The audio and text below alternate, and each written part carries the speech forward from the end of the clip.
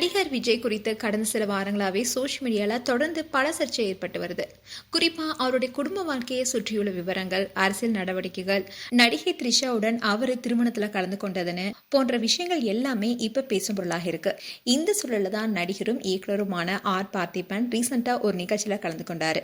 அப்போ அவர் நடித்த நடிகைகள் குறித்து கேள்வி கேட்டாங்க. அப்போ பொன்னியின் செல்வன் திரைப்படத்துல குந்தவை கேரக்டரில் நடித்த த்ரிஷாவை பத்தி கேள்வி கேட்கப்பட்டுச்சு. அந்த சமயத்துல பார்த்திபன் சொன்ன கருத்து தான் இப்ப சோஷியல் மீடியால வைரல் ஆயிட்டு வருது. அவர் பேசும்போது என்ன சொல்லியிருந்தாருன்னா, குந்தவை இப்போ வீட்டுக்குள்ளே குந்த வைக்கப்பட்டால் நல்லது. எல்லா விஷயத்தையுமே வெளிப்படையா பேச முடியாது. எல்லா கவிதைகளையும் ரசிக்க முடியும். சில கவிதைகளை வெளிப்படையா வாசிக்க முடியாதுன்னு சொல்லியிருந்தாரு. இந்த விஷயம் தான் இப்ப பலராலுமே விமர்சனம் செய்யப்பட்டு வருது. பார்த்திபனுடைய இந்த பேச்சை சிலர் பாராட்டிட்டு வந்தாலும் அதே நேரத்துல சில ஃபேன்ஸ் எல்லாருமே விஜய மறைமுகமா விமர்சனம் பண்ணிருக்காருன்னு விவாதம் செய்ய ஆரம்பிச்சிருக்காங்க. இதை தொடர்ந்து சோஷியல் மீடியால ஒரு ஃபேன்ஸ் போட்ட போஸ்டும் இப்ப வேகமா பரவிட்டு வருது. நடிகர் பார்த்திபனும் தன்னுடைய மனைவி சீதாவுடன் விவாகரத்து பெற்றவர். ஆனா பொது வழியில தன்னுடைய முன்னாள் மனைவியை பற்றி ஒருபோதுமே அவமதிக்கும் வகையில பேசினதில்லை. அதே மாதிரி சீதாவும் பார்த்திபனை பற்றி தவறா பேசினதில்லை.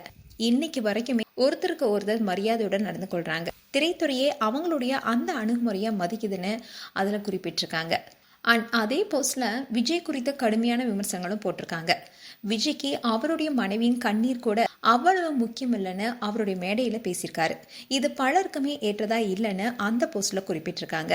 இந்த விஷயங்கள்லாம் தான் இப்ப பேசும் பொருளா இருக்கு. மேலும் பார்த்திபன் கூறிய கருத்து குறித்து உங்களுடைய கருத்துக்களை கமெண்ட் செக்ஷன் சொல்லுங்க. இது போன்ற வீடியோஸை பார்க்க நியூஸ் தமிழ் கிட்ஸ் சேனலை சப்ஸ்கிரைப் பண்ணுங்க. மறக்காம நோட்டிபிகேஷன் பட்டனை கிளிக் பண்ணுங்க.